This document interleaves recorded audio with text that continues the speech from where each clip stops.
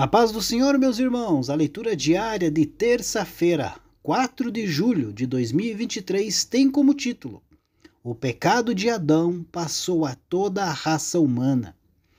O texto bíblico encontra-se na carta de Paulo aos Romanos, capítulo 5, versículo 12, que diz assim: Pelo que, como por um homem entrou o pecado no mundo, e pelo pecado a morte, assim também a morte passou a todos os homens, por isso que todos pecaram.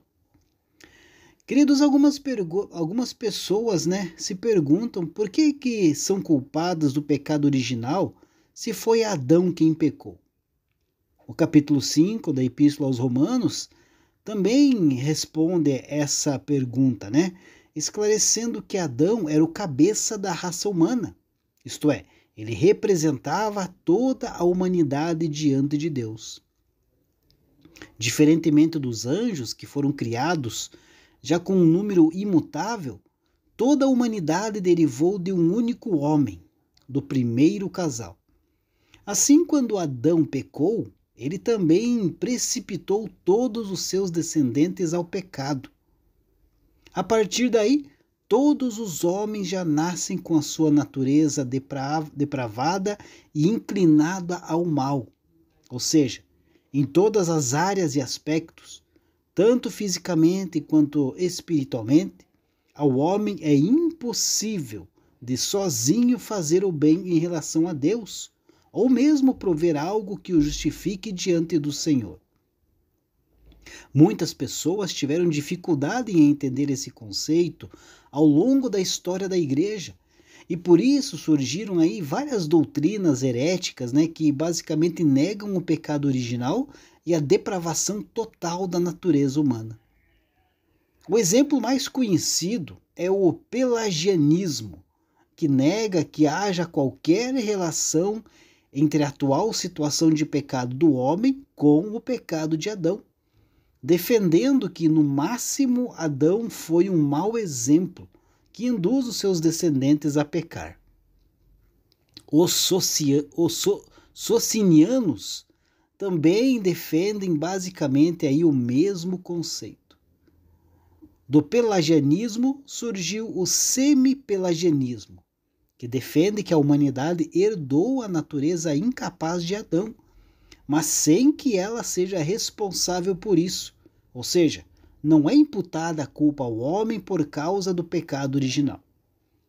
Infelizmente, tanto o pelagianismo como o semipelagianismo ainda continuam sendo pregados em muitas igrejas nos dias de hoje.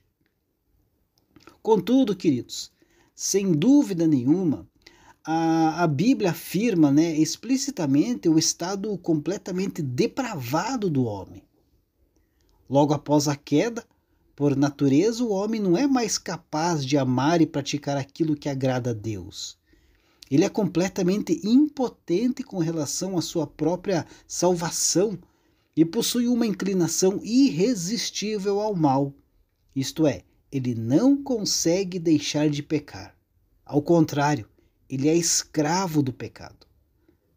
Todavia, se o homem é retratado nas Escrituras como sendo tão ativo, com relação ao bem espiritual quanto um cadáver, a palavra de Deus também nos dá a boa notícia de que, por sua graça salvadora, Deus resolveu, pelo beneplácito da sua vontade, vivificar pecadores que estavam mortos em suas ofensas.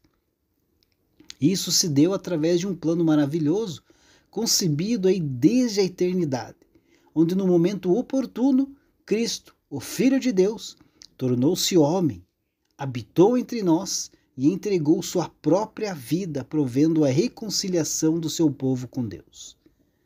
Jesus, perfeito homem e perfeito Deus, o segundo Adão, representante de uma nova raça, fez certo o que o primeiro Adão fez errado.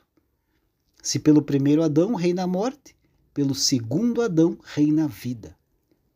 Certamente que a doutrina do pecado original, ao mesmo tempo em que aponta para a total incapacidade humana em fazer o bem, demonstrando quão grave é seu estado diante de Deus, ela também aponta a profundidade indescritível da maravilhosa graça de Deus que salvou pecadores assim como nós. Deus abençoe a sua vida e uma ótima terça-feira a todos.